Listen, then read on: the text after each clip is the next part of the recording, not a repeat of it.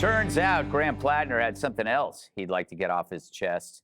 A new report claims that the Democrat who wants to be Maine's next senator sent sexual messages to several women while married to his current wife. But Platner is trying to run away from his own battle of the bulge. It's no surprise to me that the establishment media outlets are just going to run gossip instead of wanting to talk about the things that actually matter in this race. The stories are true, right, about the texts? No. Are you confirming that the messages did not exist? Confirming that what Genevieve McDonald said in the New York Times is not true. Apparently, it was Platner's wife who first flagged the sexually explicit text to his Senate campaign, but she's standing by her man. I just really wanted to make sure that everyone knows that Graham and I have a great marriage.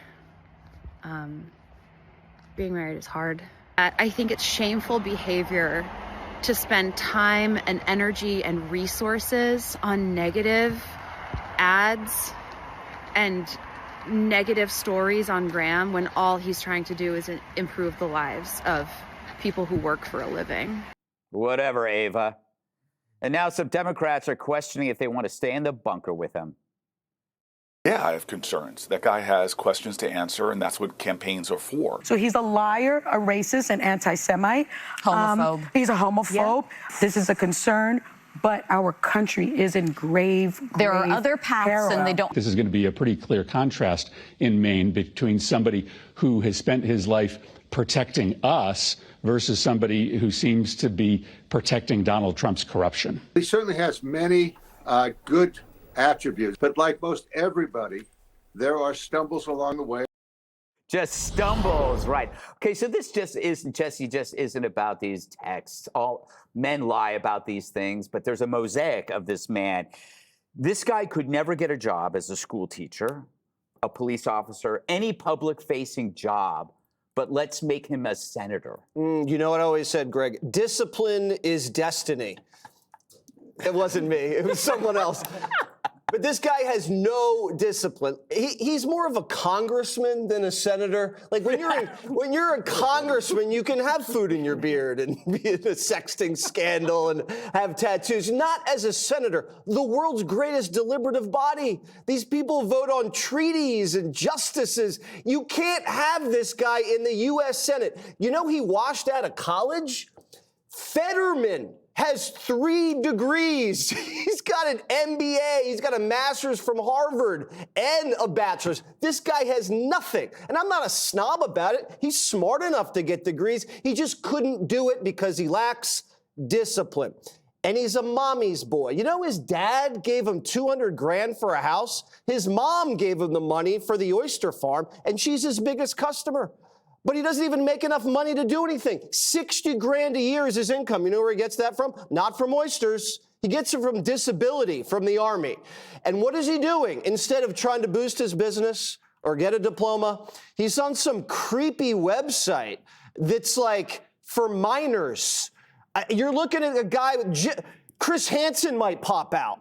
That's how sketchy this website is. I don't know if he broke any laws or not, but a little advice for guys for their profile pictures. When you're doing a dating website, and I've never been on one, but if you do not take a picture where you can see the toilet in the background. Yes, that's the real sin. Girls hate that. They hate seeing the toilet. Don't do that. Close the door. Toilet?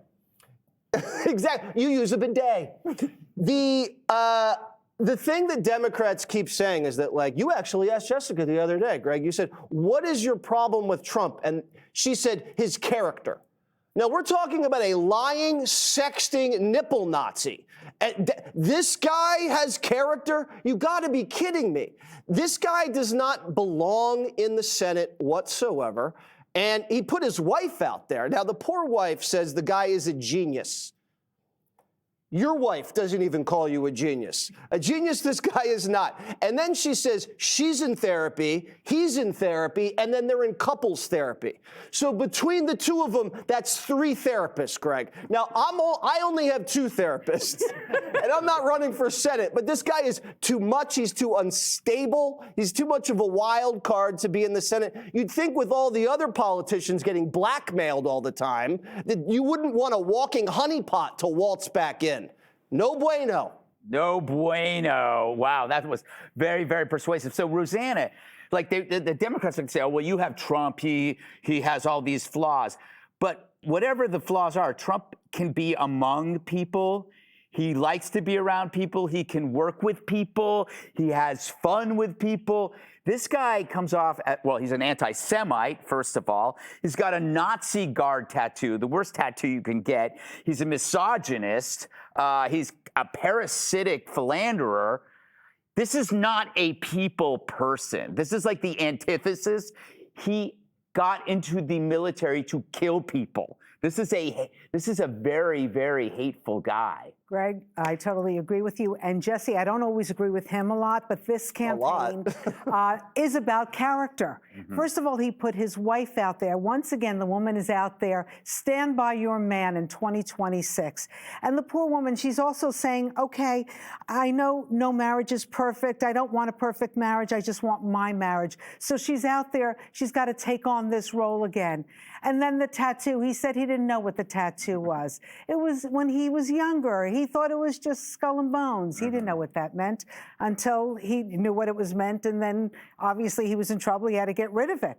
The guy is in trouble. I mean, he needs to really step aside because his fellow congresspeople and senators, they don't want to say pull out of the race because they need control of the Senate and Congress. Every vote counts, and they don't want to say, this guy does not have my vote. They need him. What do you think, Jillian? You think more is going to come out? I think there will be more. They have till next Tuesday, I mean, right? It's enough. I personally, I feel for the wife. I actually liked the message that she put out on social media. I thought she came across as sincere, and she in no way deserves blame for any of this. But how do you know? I have to say, I'm guessing. Maybe she's a pain in the neck, Jillian. But it is almost criminally naive to think that you are going to divulge dirt on your husband to his campaign and have the expectation it does not at some point down the line be made public. I mean, you don't have to be a politician's wife to know that. People keep saying, oh, well, neither of them are, career politicians. That's aside the point. A 5-year-old would know not to do that because it's going to leak out publicly. So then the question becomes, well, why did she want it to become public information? I don't know the answer to that. But I agree with Rosanna. I don't like her getting put on defense, having to talk about how much she loves her husband and defend his philandering or whatever you consider sexting, cheating or not. I will also say I don't personally care about the sexting. It doesn't. If that was disqualifying in and of itself, we'd have like 10 members of Congress. So to me, the bigger problem. I mean, as a Jewish person, to me, that tattoo is disqualifying. Yeah, nothing else really matters. And to that tattoo, Harold, you know who I feel really bad for, Harold? Who's that? The people like Keith Olbermann and Fred Krugman who love to call Republicans closet Nazis. Nobody on the Republican side has a Nazi tattoo on their chest that you're endorsing. So that whole argument. Keep your shirt off. That whole argument. You can't call people Nazis anymore. Maybe Platner is going to make it so that Democrats can't call people Nazis anymore. Maybe this is a good thing. So good to be back with everybody. Hope everybody had a good weekend. You're ignoring me. I'm glad. I am glad to be back around the table. It's an honor. If I were voting in Maine as a Democrat, he would not be my choice. Who would be your choice? As we sit around the table, I think there are two things that stand out for me. We've said, and I've tried to say that politicians today running in these big offices for Senate, for governor, for Congress, and I would say I didn't have food in my beard, didn't have a beard, or any of the things you were talking about when I was there. You're not appealing to a partisan electorate. You're appealing to an electorate that is struggling. Disruption is the name of the game in politics, particularly for the last 10 years. I would argue every presidential race is about, and every big race for governor or senate is about a disruption. Even midterms where the party outside of the White House is running is about disruption, and people want better outcomes. And if you don't produce a better outcome, people will elect someone different. President Trump, I'm not comparing him to Platner, but he was an outsider running in 2016. People pointed to things they thought were flaws or differences, but the majority of the people said, this is whom we want because we believe he can represent us. I think in Maine, what this guy is doing is not something that I find, I'm not there, but just to your point, Jillian, and to the points that have been made around the table, I thought there were things about him that he just didn't seem fit to be a United States senator. But I thought that President Trump, when he went in 2016, there were things he said that I thought were disqualifying. I'm not comparing the two, but what I am comparing is that the electorate, and the things you said, Jesse, that may be why he wins. I think people are so fed up and so disgusted. I believe in character. I believe in it. I want a day back when you think about the senators from Maine, when you had the great George Mitchell and others, that tradition. I don't see how he fits into that. Finally, I think that you think about even on the Republican side, and I hate to draw the comparisons, but Ken Paxton would have not been my choice if I were a Republican in Texas, with some of the things they said about him. Not the stuff about outside of his marriage, but he engaged in a deal with a guy who assaulted a kid, and he got let the guy. But you know what? But let me you have to work your way back through that case. No, you don't. No, to you be don't. fair to him. Well, you want to be fair to somebody. Well, we can talk about it all fair. I think assaulting a kid and then giving him a break, and he admitted to it.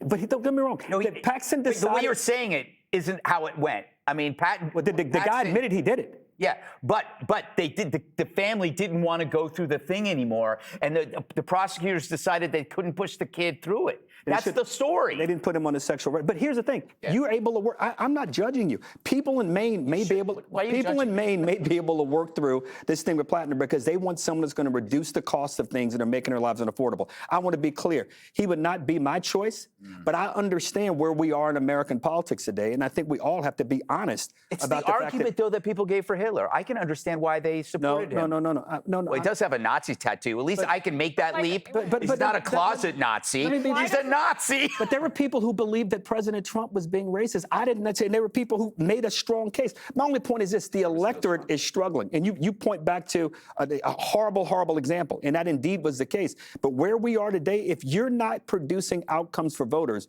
voters are going to look to the extremes to represent them. I wish that was not the case, but unfortunately, it is the case. And he would not be my choice as a Democrat if I were in Maine. And why can't these races just attract better people, better human beings, no matter which That's why side Jesse of the aisle? and Greg and I are in Bible study. We're trying to help. It's like, why is it always this lowest common denominator? I agree with you, Julie. All right.